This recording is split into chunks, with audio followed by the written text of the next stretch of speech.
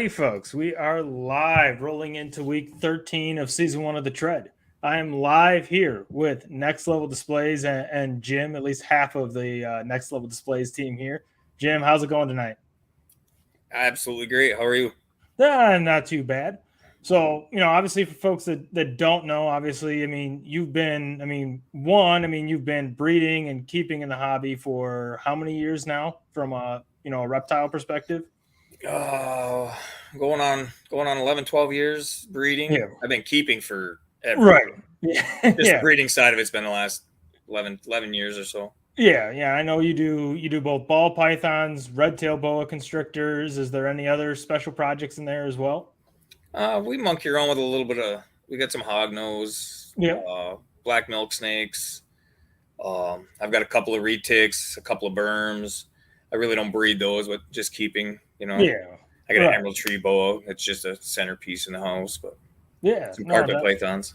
yeah. Then obviously now I think what's, I would call it in a sense a kind of a phenomenon, what's exploded, which is obviously your displays and enclosure, selection that goes along, with your breeding selection with, crazed colors constrictors. How did the whole concept come together? At what point did it click in your mind and you went from saying, all right, like I'm a breeder, I'm a vendor, I'm producing animals, I'm selling animals to there has to be a better way to build a display, to build an enclosure. Where was that kind of that jump off point?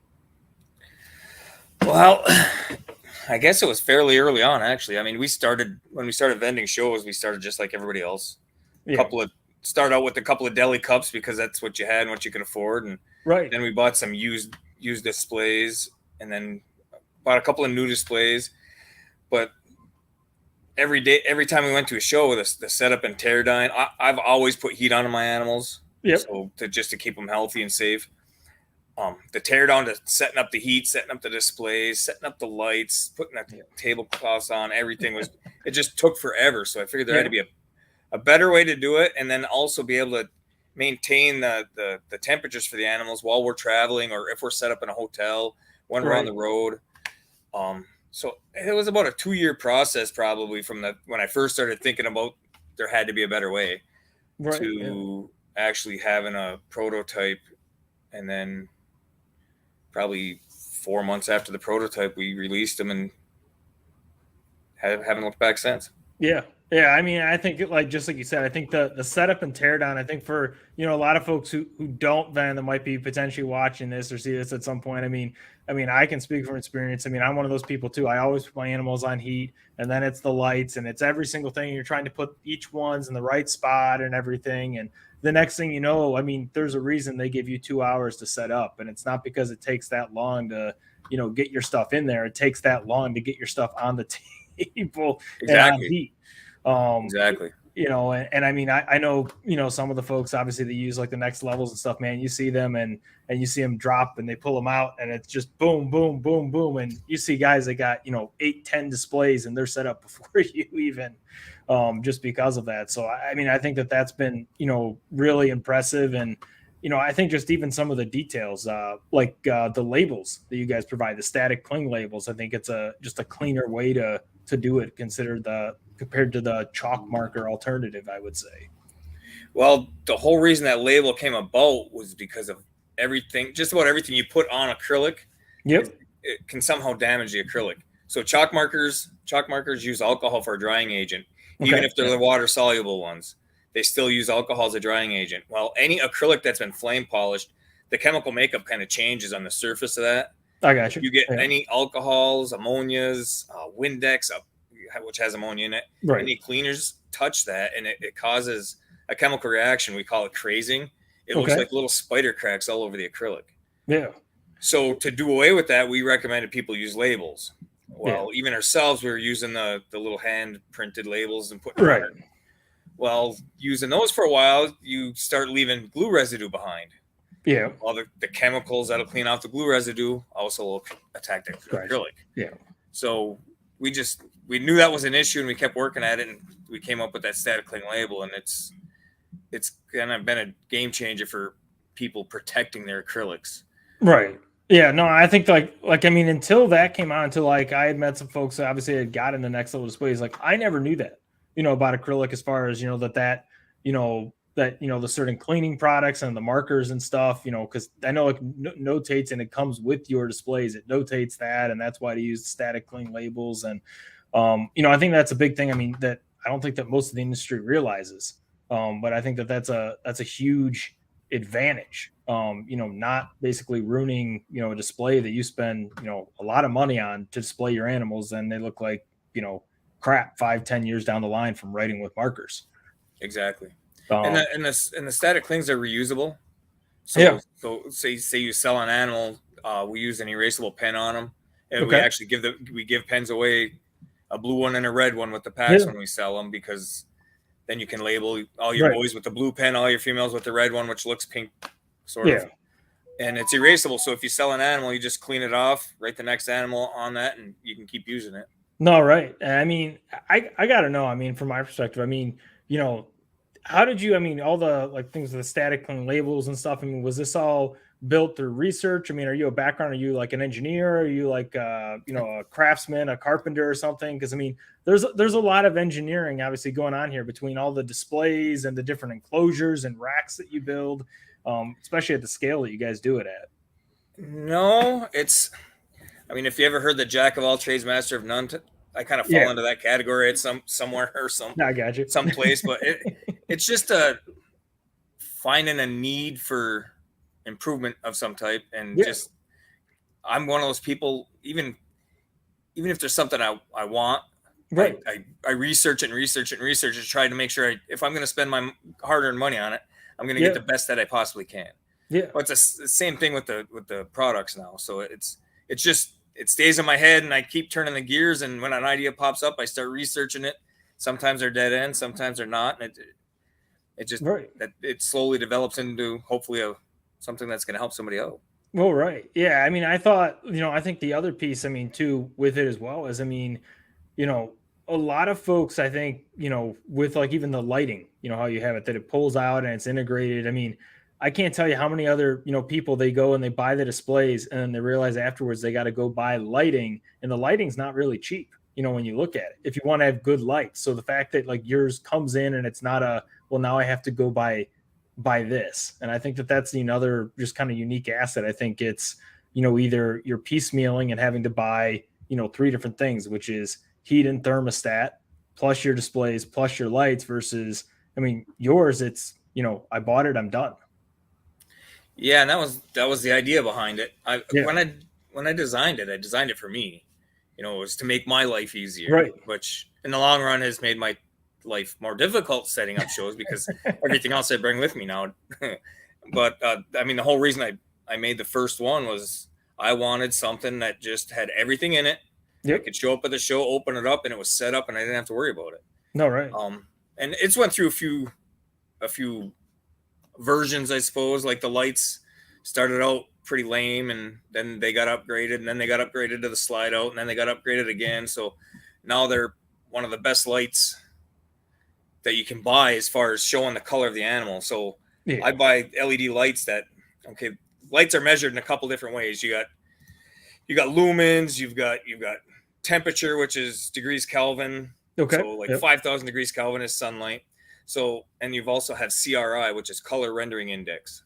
Yep. So the lights I buy are either sunlight or better, 5,000 degree Kelvin or better.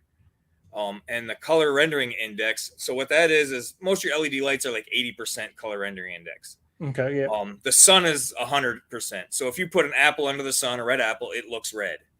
You put a red apple under 80% CRI, color rendering index, and it's going to look that dark orangey red. Yeah. A little bit of yellow, more yellow to it.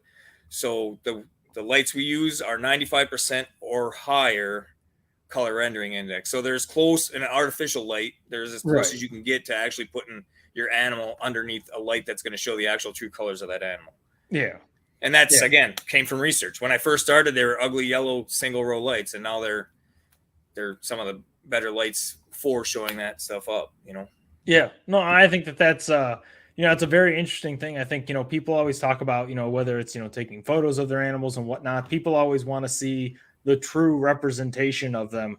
And, I think that goes hand in hand with, not just, the display box itself, but then, that lighting piece. So I think that obviously it's a unique advantage, especially when you're talking about sometimes, a double recessive boa, if you're talking about something like some type of albino cow, blood, hypo, jungle or something like that. Lighting matters, as far as how, seeing the detail, seeing the true color to it. So, hats off. Obviously doing that research, it's crazy to think that there's that much science that goes into, every little detail here, but, that's, super impressive. Correct me if I'm wrong. I've seen some of the early photos. You guys started literally like out of the back of like a trailer or something, like cut in PVC and those photos that you're talking about are probably from COVID. No, I got you. So we still had to get ready for Tinley Park was coming, right? And we had gotten COVID prior to. We were going to be cleared by the time the show came around, right? But we still had product to get done, so we were at home in the rain working out of the back of the trailer to get those done. The business actually started in my basement. I paid somebody else to cut all the material out. Yeah, we'd haul it home and haul it around to the basement, and I have aluminum shavings and plastic still in just about every nook and cranny in my basement. But we did a lot of product out of the basement before we moved out of there. Yeah, and now you're to the point. You're in a whole full-fledged, facility now at this point where everything's production and built, or yeah, we're in a roughly 3,000 square foot industrial rental. Yeah, that we lease. Still too small. We need something bigger, but it fills up quick, especially when you start putting product in here and product that's used to make the product, like the plastics and supplies and stuff. Right. Kind of going to the other piece of it, because obviously, while the displays is, I think been kind of the hot, the hot ticket item that a lot of people have been jumping on and wanting to get their hands on. Obviously there's the other piece to it as well, which is that piece around, all your different enclosure sizes that you do and all your different, racks that you do. When you look at, building like some of those different enclosures, whether it be for a boa or a retic, or even for people who just want to, display a ball python, let's say, that aren't looking to breed. What goes into that? As far as like when you look at trying to, meet to different, demands and stuff, is there looking at what the need is in the market, or is it just trying to find a better way to produce a product that's already out there? How did some of those different configurations come about? So most of it is probably from existing product that's out there. Just, if I were to back up a little bit, when I moved out of my basement into the shop, we bought the CNC router to do all the cutting on all the plastic. So I wasn't paying somebody else to do that step. Right. Well, in the process of buying that machine, it opened me up to be able to cut whatever shapes and sizes I wanted of anything. So then we started deciding we could do some racks and cages. And we took existing time-tested products and then started trying to figure out the best way to make them. And I'm always thinking of, how can I make it better? How can I improve it? How can I make sure it's top quality? I don't want to sell a product that's less than I can make it, Right. So I'm always looking at how to improve it, how to do the sealing, how to cut it in and make everything lock together. We've just upgraded all of our rack systems. So now they're, instead of just dadoed on two sides, they are dadoed on three sides, so that holds everything solid. They come all the way through the wall, so we can do teardowns and ship flat now. Mm-hmm. So that's an option. And just, I think to keep anything going, you've always got to be evolving and trying to improve on, even if it's a time-tested old product, there's still room for improvements as they come along. Right. Yeah. I think, like I said, I think my thing has been too, I can speak for myself. Obviously, I know like one of our past folks that we've had on here, besides some of our different vendors and stuff, but like when I had, Dats on here a few weeks, they have a whole wall, I think, that uses your next level enclosures for geckos and stuff. That's what I find impressive, is that it's not just for, the people who want, small, 5 or 10 stack racks or 1 or 2 enclosures. You also have those larger, put together kind of wall type, if you want to display, 24 geckos type of a thing on a wall. Yeah, well, I try to make everything modular. So like all the rack systems, they're small package, but they're stackable. So in an 8-foot room, you can stack them 3 high. I designed all of them so they're that way. So they're keeping them smaller, keeps them stronger, and then making them stackable. And the way they stack, you don't have to add nothing. They just stack and lock together, so they're not going to slide off each other or fall over. Yeah. It's the same thing with all the caging.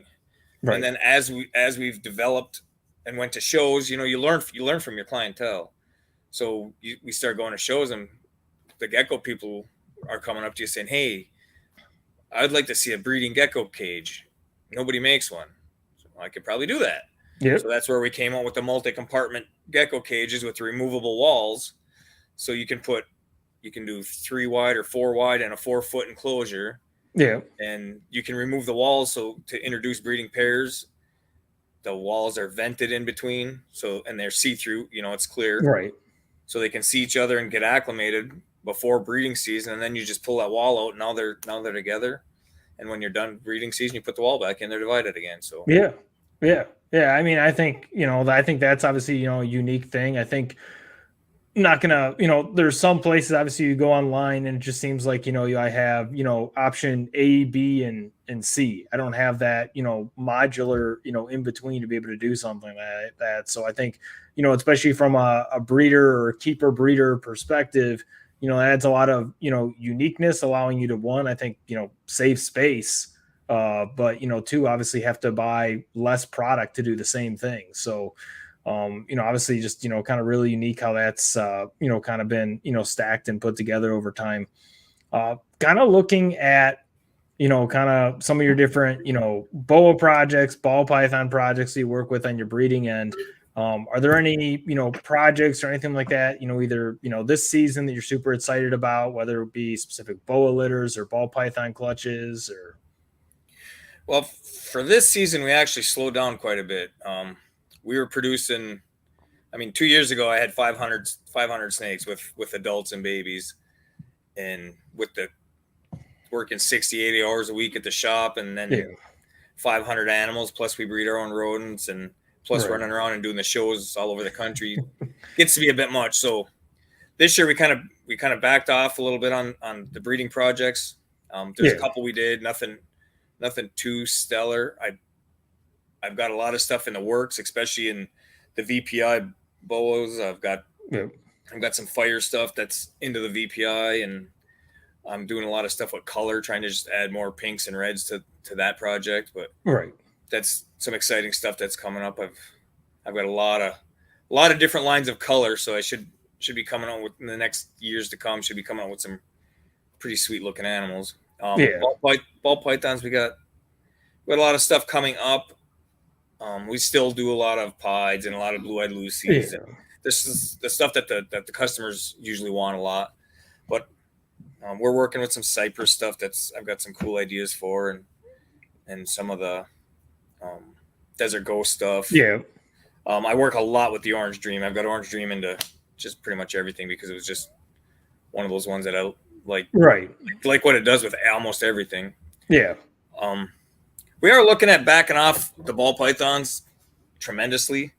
Like, I'm looking to part with a good part of my collection and just keeping a small amount just to keep some animals for us to take to the show, some of the projects we really enjoy. So I'm going to be looking at moving almost, I would say, 80% of that collection. Dylan needs an IMG Motley. Don't we all?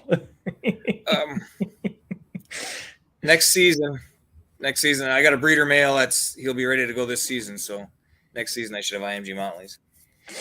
And then, you guys, I think you guys do more shows, than almost anyone that I know that I see. You guys put a lot of road hours, I would say, on. How many hours, how many hours a year do you guys do of road travel? Have you guys ever mapped that out? How many either miles or hours that is? Because I see you guys, posting, and it's, Colorado one week, it's, whether it be Michigan or Wisconsin or Minnesota or Iowa, like it's all over the place. I mean, you are not like some people, they just kind of stay in their region in their little circle and that's it. I mean, I feel like you guys hit a lot of road miles. We do. I have no idea what those miles are, hours are. I know it's high, especially with the far away trips. I mean, we've been to South Carolina, we've been to Missouri numerous times, Colorado numerous times now. We kind of just go out and try to find out where there's a need for what we have to offer, and at the same time, those first couple shows you're getting your name out, right? Yeah. So it's the first show or two you do in an area, you might not get a whole lot of sales, but you'll get those after sales, right? Or those people that say, "Hey, you coming back? Are you coming back?" Well, then you get pre-sales for shows, and then that'll make it worth going to do the shows. Colorado is one of those ones. I went out there because I've got a buddy in Denver, and he said there was a show, so I said, "Well, get me signed up. I'll come out and visit." And well, Denver did us great, and it's like, well, we'll come back. So we've developed a clientele out there now. Wisconsin's the same thing. Just some great shows. You do shows where vendors actually put in the time and effort and care about what they're doing, and it really shows. It really does. And I've done from little shows to really big shows, and if the effort's put into the shows are so much fun. You get a lot of people through the door. You get a lot of walkthrough. Right. Walkthrough doesn't always mean sales. I've been at shows that have had a walkthrough under 100, and I've had great sales. And I've been at shows that have had 2, 3. I've been at Tinley Park and not done well at all, but I was there to advertise and get my name out. Yeah. So it was worth doing. No, exactly. But that's kind of what brings us everywhere we go. It's trying to get to new areas, meet new people. We love engaging with the customers. We've done a few shows without animals, and it's like there's a part of something missing. Right. So and you can still talk animals a little bit as you're explaining cages and racks and displays and whatnot, but those new customers and young customers that come up to the tables and you interact about the animals, I don't know, we enjoy that a lot. So it's a big part of why we keep doing what we do. Yeah, I mean, and I think for some people, obviously who either aren't at that point there where they're doing as many shows as, someone like yourself is and stuff, and is that, what I would call road warrior at this point, how do you and Anna, I mean, how do you guys keep it together on the road and not just be like completely like toast? I mean, because it's a grind doing all of that. I mean, how do you keep it fresh? How do you keep it fun? Well, again, it's usually the customer base that keeps it fun. Yeah. We do really well at keeping each other motivated and supporting each other through the travel and everything else, and the hobby, the business, whatever. Right. I don't know. It's just, I'm losing track of my thoughts now. I hate that. Yeah, mostly it's the customers and that experience. Every show we go to, there's always, we call it the one. It's that one customer that came up that just made your day. It could be a 7-year-old child that's the first time they held a snake and you just watch your eyes light up. It could be a conversation with a family. It could be, I mean, there's always the one thing that's just like, that's the one for today. I'm going to put that one in my pocket and remember that one for a while. No, right. I mean, that's what keeps it fun. Doing so many shows, you still get burnt out. I mean, you get burnt out from the travel if you do too much. April was one of those months that we tried to schedule 2 shows a month. Okay, yeah. And then try to get a weekend at home and then an open weekend for certain things. Well, April, we had our 2 scheduled. We knew we had another weekend that was tied up with something. And then last minute, one of the vendors in Denver dropped his show, which was kind of a last minute thing, and it fell right into April too. So we were gone every weekend of April. Right. So May, we've kind of backpedaled a little bit, took a couple breaths, but that's the thing, is knowing when to slow down and catch your breath. Yeah. That helps from the burnout. Yeah. Yeah. I mean, I think, one of the things like I want to mention too is like, I mean, when you guys started coming to like the scaled up shows, or at least when I started seeing you guys coming to scaled up shows, because last year, I mean, I started, I think, at Fond du Lac, and I started seeing you guys, coming and stuff like that. Well, I mean, it helped me at the end of the day, but I don't think I've told the story on the podcast. So the last one in December of the Rothschild one was in December. I think it was like December 21st or 18th. I can't remember, of last year. So if you guys weren't there and didn't sell somebody a rack, I wouldn't have sold that snake that day. Because literally what happened is I saw the customer, they went over to you, they bought the rack, they rolled it out with the dolly. Then they came back and they said, hey, I want that. Now I have rack space. So I think, like I said, there's that unique aspect, obviously, of what you guys do besides getting people into an animal and then into potentially, the enclosure or rack or something like that. So they buy a ball python from you, then they go buy, let's say it's a 5-stack rack, and then they roll the rack out of the show, and then they come back in and they go buy another snake because they realize they got 4 more slots or 3 more slots. So I think that's one of the unique things about your business. You don't always maybe see the same, effect always with other, things where it's just, snake to snake or something, because there's that ripple effect of once someone has the enclosure or display or something like that, and now they have more room, they've now gone back and they're like, well, now I have something to play with. And it actually ends up helping all of us other vendors out. So I think that's really unique, that, that's something that I know I've seen, at least benefited from. So I appreciate you coming to Scaled Up.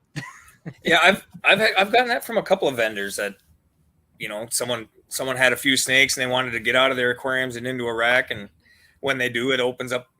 They got a couple extra spots. It's like, oh, now I'm going back shopping, and I'll even have customers tell me at the table, I can shop for 2 more, or I can shop for 4 more. Right. And we always try to cater to the customer too. So, like I said, all of our base racks are that certain height that you can stack 3 high. Right. But I've taken every rack and I've broken it down into levels too. So I can sell it single level, double level, triple level, all the way up, depending on the rack. And I try to bring the smaller single and double level racks to the show. So if you get that family that got one kid that watched all the YouTube videos and wanted to go to a reptile show, and the family didn't plan on bringing an animal home, right, but then they found one and they did all this research while they were there and learned that they really want to do this. Yeah. Well, they can buy one of these small racks for a fairly decent price without buying one of the huge setups to get them started. So we try to cater to that too. And we usually have thermostats so that in stock. Sometimes we sell out. Right. But we've always tried to cater to the customer for that spontaneous purchases. Yeah. Even before I did racks and cages, before the displays ever happened, when we were doing deli cups and early on, we would bring little shoebox totes and some heat tape and a thermostat and a water bowl. And if someone bought a baby snake, they could take it home, and they had something that was set up and safe to keep it in until they could afford to get something better, or they could get out to shop for something better. Yeah. Yeah, no, I mean, I gotta ask, as a tarantula breeder and vendor on top of my snake side, when's the tarantula enclosure coming? Like, are you gonna have like a tarantula display enclosure? Has that been requested yet? I'm always waiting for somebody to come out with something different like that. It's been in the works in that long process I was talking about earlier. It's been up there for a while because I have some tarantulas as well. Yeah. And I've gotten some ideas for some cool enclosures, but I want them to be different. Yeah. I kind of stick with the name. I want them to be next level, to just something someone wants to add to as a piece of furniture in their house. So the tough part is having 500 snakes, 2,000 rodents, 80 hours a week at the shop. It's hard to sit down and design new stuff, but I get asked frequently about custom stuff, and I can do it. I can't tell you when, but I can do it. It might be a year. Yeah. Yeah. I think that goes back to saying, they always say, I can do things 3 ways. You can have 2 of the 3, but you can't have all 3. I can do it. I can do it good. I can do it cheap. I can do it fast, but you got to pick. If you want it good and you want it fast, then it ain't going to be cheap. Yep. If you want it good and you want it cheap, then it ain't going to be fast.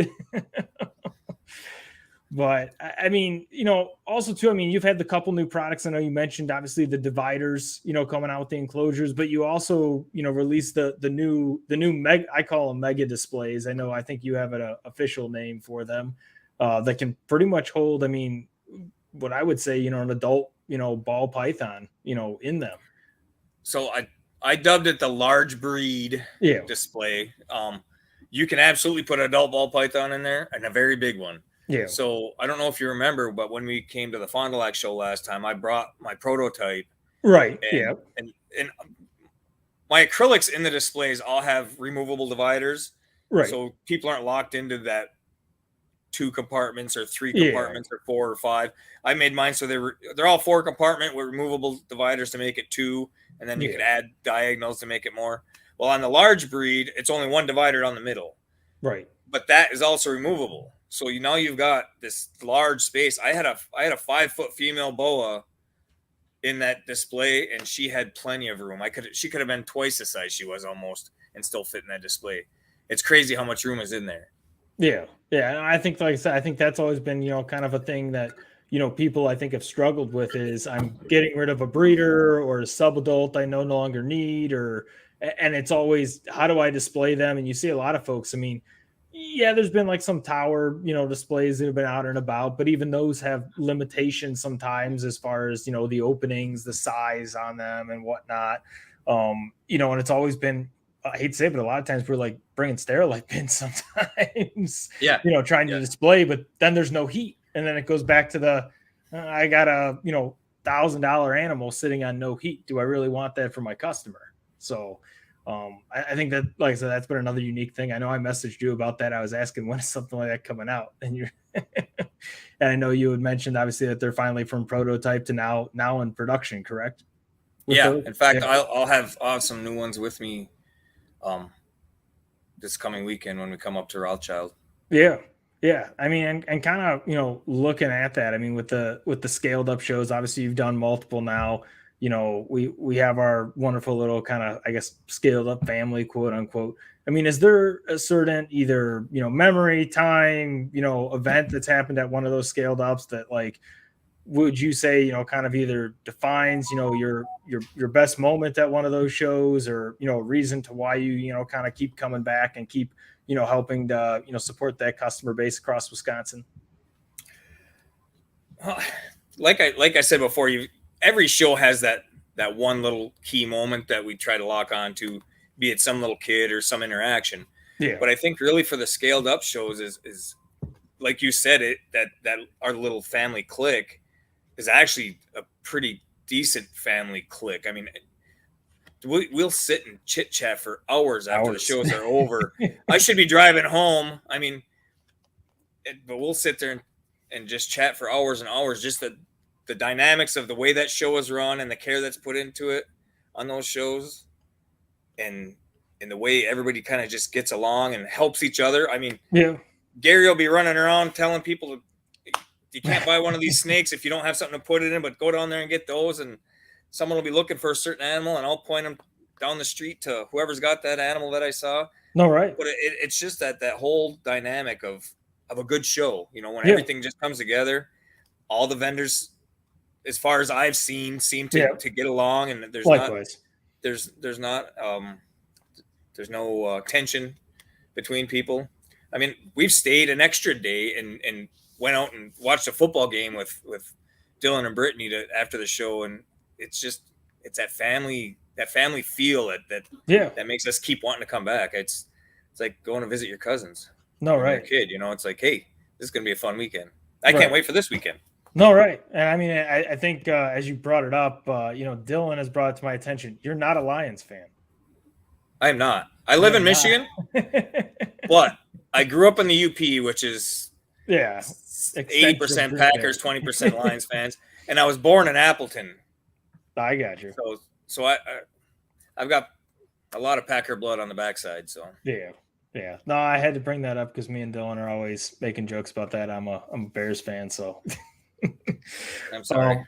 I make the joke about that too. I mean, Dylan said the same thing, and I'm like, I'm just used to it by now. I mean, I always tell the joke with people. I mean, growing up, I love the color green, and my aunt and uncle bought me a Packers jacket because it was green.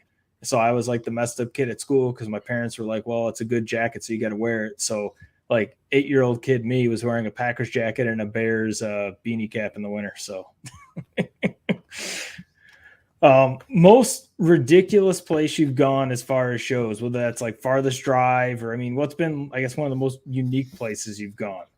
I mean, would that be Carolinas or Colorado, or I don't know if you've gone out to Pomona or. No, I haven't made it. Carolinas, South Carolina and Colorado are probably about the same for distance as far as getting out there.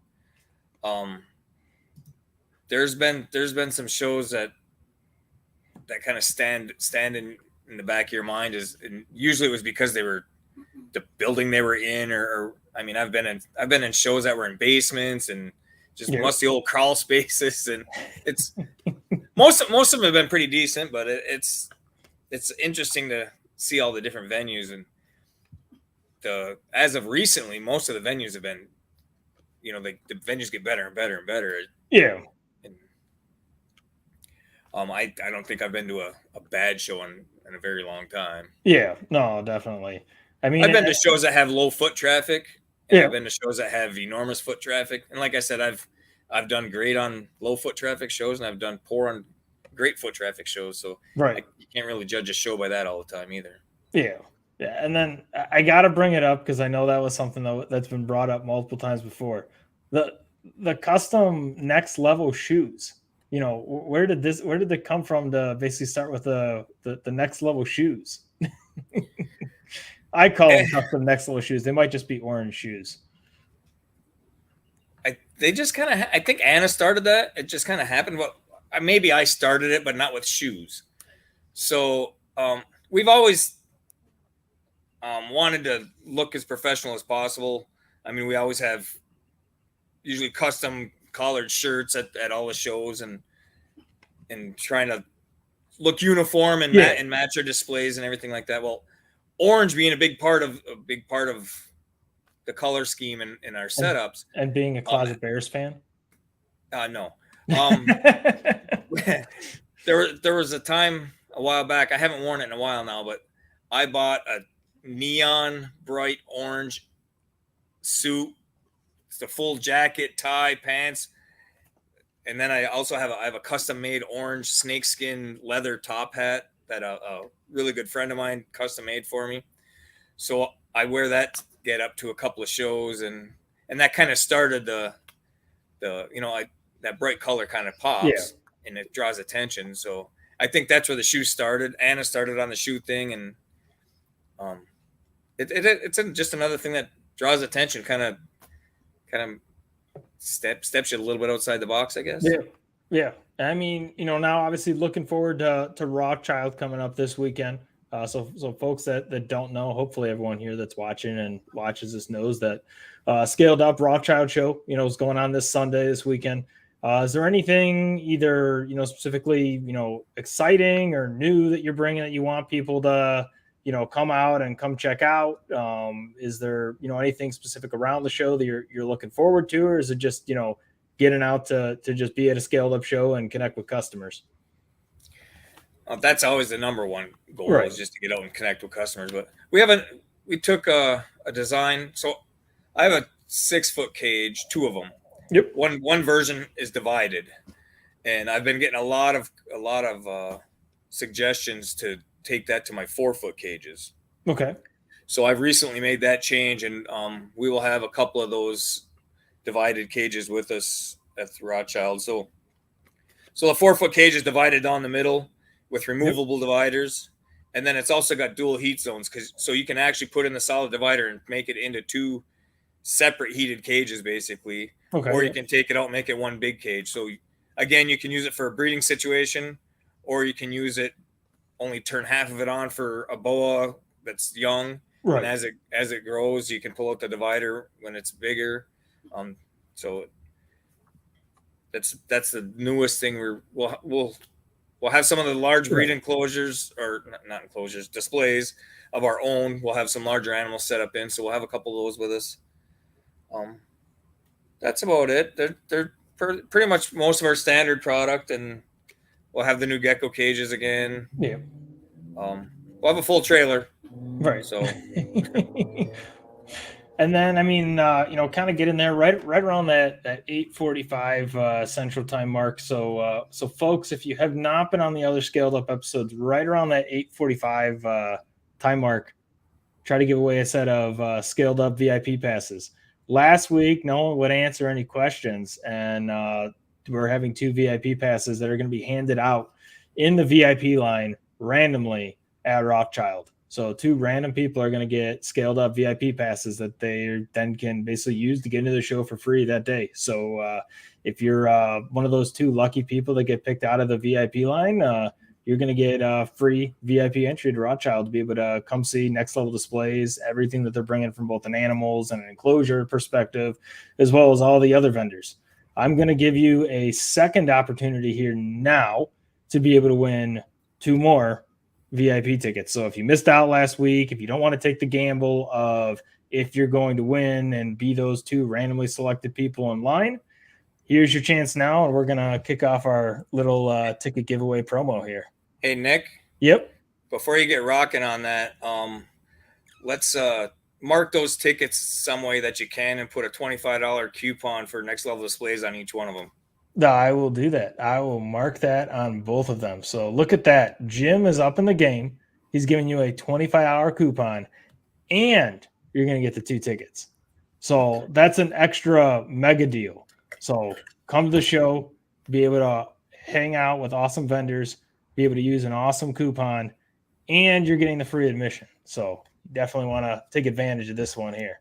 And just in case you don't know, here's a little bit of a sneak peek of all the different scaled up shows.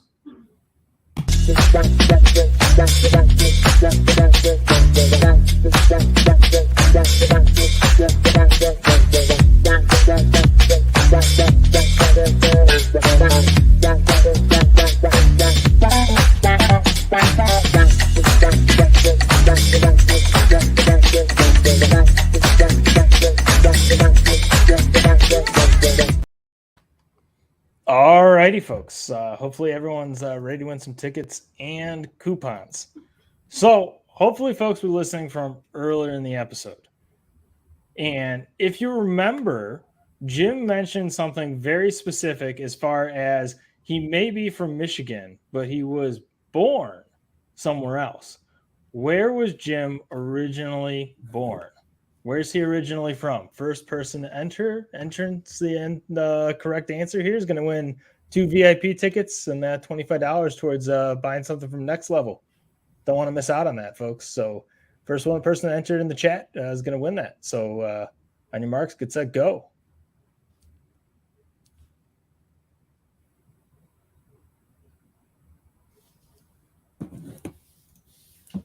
Come on, folks. You don't want to. Who doesn't want a free coupon plus free entrance to the show? You can't tell me that everyone here is a vendor. These VIP tickets, even if you can't make it to Rothschild this weekend, it's good for the rest of the scaled up shows for the rest of the year. So, boom. We've got it. Appleton. Matt, you're cleaning up the house there. So you're gonna get your $25 Next Level gift card, which I know is definitely probably going to help you between your retics and your blood pythons and your ball pythons. So that's definitely going to be huge. Plus, you're going to get 2 VIP tickets. So we'll go ahead and we'll get those sent out to you, man. So I appreciate it. Hey, how about that? I mean, Matt's one of my customers. I mean, from the Tarantula side, I mean, he's bought multiple for me, and he's been building a really cool collection of bloods and retics. So I think that next level work's definitely gonna help out with all those enclosures that he's gonna need. Good deal. Yep. But looks like Anna said check my messages. I'm guessing maybe there's a fancy coupon in there or something to print out and send with it. But kind of wrapping up here. I mean, kind of going into the weekend. Obviously you've got to get to bed because you're an hour ahead of here. So I want to make sure that we kind of open it up here in the last 10-15 minutes here. Any questions that folks have for Jim around Next Level, around, all the breeding projects that he does, from the ball pythons and the boa constrictor side, around shows, around, basically all his experience with, kind of basically managing and vending those shows. Feel free to throw those questions in the chat there. I mean, Jim's a pretty open guy, and I mean, I can speak from experience that man, after that Fond du Lac show, I mean, I felt like that's when I really got to know Jim and Anna and all of their work a lot more, and they're a blast. I mean, you guys are missing out if you haven't spent time with them yet. So if you want to drop anything in the chat here, feel free to throw it in the chat. Otherwise, I mean, while we're waiting to see if anyone's got any questions, I mean, anything, specific that, you want to either, announce or other things you're, looking forward to here, kind of going into the, I guess, the second half or the summer half of the season here, between shows and everything. Yeah, our schedule's kind of open at the moment. I mean, we've got Rothschild this weekend. Yeah. Next month we will be back again for Fond du Lac. Yep. That one's already scheduled and in the books. We're looking at spreading down into Missouri again in July. Maybe Schaumburg. If I might attend Schaumburg if I don't vend it. I'm not exactly sure. Yeah. Yeah, absolutely, Natalie. Huge supporters of USARK. We spend a lot of time, especially at Tinley. I don't know if you knew this, Nick, but yeah, and I volunteer for setting up the auctions at Tinley okay. USARK. Plus, we're the ones that sit down with a friend of ours, and we do all the money transactions and keep track of all the auctions throughout the night. I got you. No, I didn't know that, but we've been doing that for quite a few years. We have a blast doing that. That's kind of ironic that I had my USARK shirt on. No, today that was not planned. I mean, we've been a big part of USARK for quite a few years now. Yeah, I mean, and for folks, I mean, I think we've mentioned from time to time on the show, in the past, but for folks that don't know what USARK is, I mean, Jim, obviously, give a little bit of background as far as USARK, why it's important to join, why it's important to support whether you're a keeper, breeder, or just an enthusiast.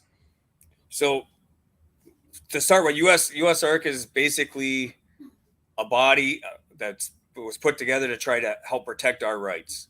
So when government agencies or government officials try to overreach and place laws in that don't make sense or that aren't the right way of doing things, USARK finds all of those bills and laws, and they, for one, they announce them on their sites. For two, they'll go to court, or they'll go to these open hearings about the laws and jurisdictions and all this other stuff, and to explain to the people what we really do and what this is really about. Because a lot of the people that make the laws and a lot of people that vote on the laws don't understand the reptile hobby at all.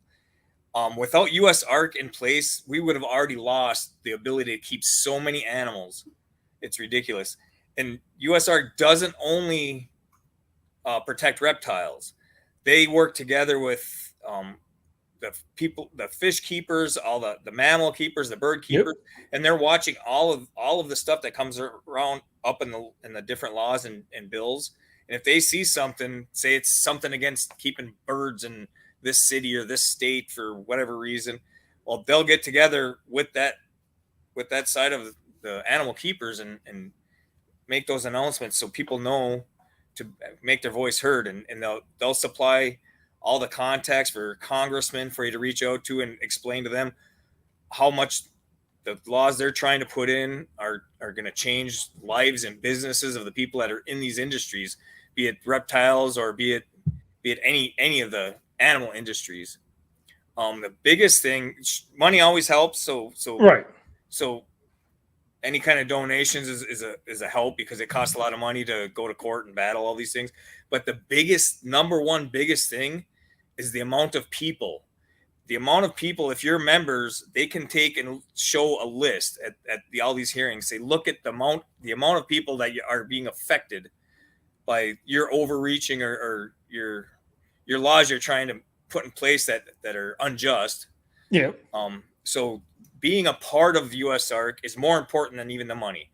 USARK does need money, so right. we need to help raise money for that. But if you can't help raise money, at least being a member, having your name on the list, I mean, is huge. It really helps to show how big of an entity we really are and how much it affects, how many people it affects in the world. Right. I don't know any of the viewers that might have seen all the stuff that happened in Florida. This is all overreaching and everything. For years, it's been a problem in Florida. Now, for those that haven't seen it, you can look it up.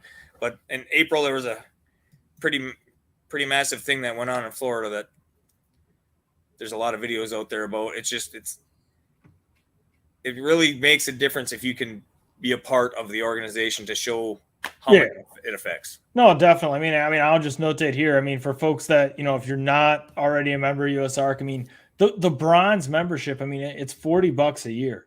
I mean, at that low level, I mean, $40. So, I mean, if you think about it, folks, I mean, if you're keeping, even one ball python, and if you're not, producing your own rodents, the cost of what you pay for your rodents per year is most likely more than what that USARK membership, costs. So it's a real small amount just to even add, that extra member, to the fight, add that little bit of dollars, towards the fight, that little bit of donation per year, definitely makes a difference. Don't think that it doesn't make a difference, because if everyone thought that, we'd have no money to be able to do that. We'd have no backing to be able to do that. So, folks, if you're not already a member, go over to USARK and, check it out, see what membership, what donations you could potentially do. And I'll even throw it out there, one more. If you're not part of USARK Florida, even if you're not a member, you don't live in the state of Florida, it's still USARK, to be, checking and looking at, because, in a sense, Florida is definitely, I would say to a degree, a gateway, for a lot of herpetological keeping and breeding. There's so many breeders and keepers down there. And because of the amount of species down there, from a reptile perspective, it's very big that we keep our rights in check down there as well. So, folks, go check that out. If you're not a member of USARK, if you're not a member of USARK Florida, go check it out. Donate if you can. Become a member if you're not already. Definitely a huge thing. And like I said, every little bit helps. And, just like it's been said, I think you'll see so many different auctions go on, and that's all to help, both USARK and USARK Florida. So folks, help out where you can. And there's a lot of different ways to financially help USARK. I mean, you can do $5 a month. You can do the memberships on the different tiers. You can do a lot of different things for the fundraising. And for people that don't understand, when we're talking USARK and USARK Florida, they are two different entities. Florida has such a large problem that they had to develop their own USARK just to cover and take care of Florida, because USARK itself wouldn't have time to take care of the rest of the country because it would be so concentrated on what's going on in Florida. Florida's like the battleground, and if we lose that battle in Florida, it's gonna spread over into the other states. No, 100%. I mean, and I just want to notate too, I mean, it's not like it's just the NARBC shows, that you see a lot of those, donation abilities and auctions going on. I mean, they go on throughout the year, both virtual. I mean, I see them even at a lot of the different, small and regional shows. And I just always kind of want to notate too, folks. I mean, you don't need an event to be able to donate, or even just reach out to USARK and just ask, if it can't be a monetary donation, reach out and ask, how you can help support. I still notate, I mean, this was 2 years ago now at a Tinley. Garrett Cardle came over and he's like, yo, do you want to be on camera for this for USARK? And I was like, man, I don't think I'm the right voice to have. Like, I'm a nobody compared to some of these other names. And he's like, well, no, it doesn't matter. He goes, doesn't matter if you're, a small breeder, or if you're a large time, consumer type corporation type breeder. He goes, every voice counts. And, I just want to make sure that resonates with everybody. Every voice counts. And I think, going forward here, it's just going to become an even bigger effort that we need to stand together with. So, I appreciate you bringing that up, Jim. And, folks, definitely go out there and sign up if you haven't already become a member. If anybody needs any help, we can get you signed up. Like I said, we're a big part of it. We have forums. We used to set up a USARK booth at a lot of shows, which I should look at maybe taking some of that stuff with me over into the shows over there. Yeah. And doing that some more. But if anybody needs any help with any of that, we'd be more than willing to help out too. Yeah, no, definitely. I mean, I think, just kind of to wrap up here as we come to the close of the hour here. One, I mean, if someone wants, whether it's a display, an enclosure, a rack from you, best way to be able to reach you and get their name on, a list or a purchase order, what's the best thing to do besides obviously reach out early and often? The best means of communication is our Facebook page. Send us a message through our Facebook Messenger. Most any other, like, you can call my phone, you can text me, you can send emails. Emails sales@next-leveldisplays.com. You look up Next Level Displays LLC on Facebook. We should pop right up. The phone number is 616-613-6820. The phone and the emails are a little bit slower to respond. Facebook Messenger, both Anna and myself kind of keep an eye on that, mostly Anna. But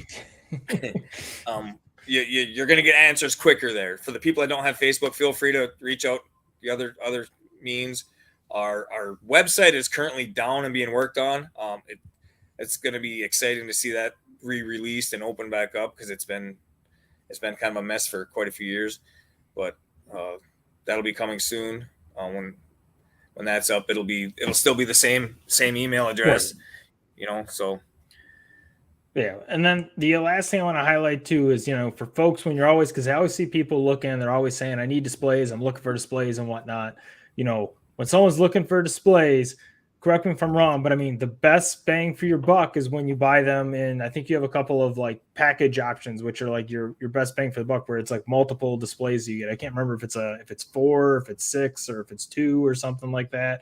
And it like multiplies basically in a sense as far as kind of how that rate goes, or the best bang for the buck deal type of a thing. Sure. So we set it up. 4 of our displays fit on an 8-foot table. Yep. So if you buy 4 or more, you get $50 off each unit. Right. So a set of 4, you'd save $200. A set of 6, you'd save $300, and so on and so forth. As long as it's over 4, it's $50 off each unit. Right. Yeah. Folks, when you look at that, if you're looking to vend, if you're buying 4 displays to fill out your 1 8-foot table and you're getting $200 off, that $200 is then basically covering the cost of your fancy custom tablecloth with your banner and your name on it, and potentially a pop-up banner there. You could probably cover that in $200. Might be a little bit more now with inflation. So if you look at that, that's actually a pretty good savings. And right there, you're good to go. You got 4 displays. You've now bought your tablecloth. You've now bought your pop-up banner, and you can vend. You just need to have animals to put in the displays. Otherwise, you're just selling air. But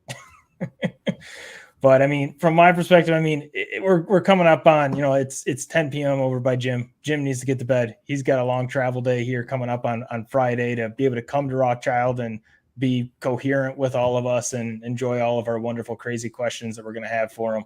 So, I just want to say from my side, I appreciate you guys coming on. I think that, both you and Anna are doing a lot of really great things for the hobby as far as where you're taking it from both the husbandry and enclosure perspective, as well as breeding, keeping, and awareness with USARK perspective. So I really appreciate it. I'll leave it to you to kind of close it out, or any last words.